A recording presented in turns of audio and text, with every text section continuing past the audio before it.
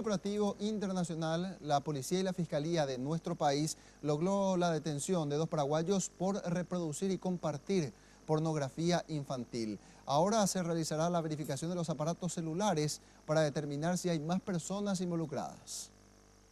El operativo se desarrolló durante más de un mes en países de Europa y América Latina y concluyó con la aprehensión de 2 personas en Paraguay, vinculadas a la reproducción y difusión de pornografía infantil.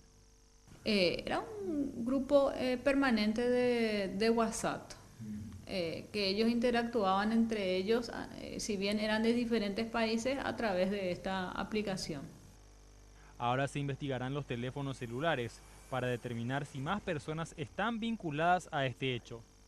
Ahora lo que tenemos en forma específica es la de haber difundido ciertos materiales, pero además de eso también tenemos que corroborar, ¿verdad?, si ellos no produjeron estos materiales o si ellos no tuvieron algún otro tipo de delitos además de la pornografía infantil.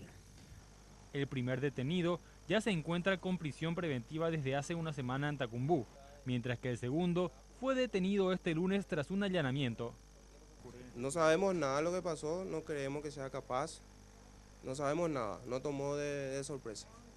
La fiscal informó que la pena por reproducir un video con pornografía infantil es de hasta 3 años de cárcel, mientras que la difusión está sancionada con hasta 5 años de pena privativa de libertad.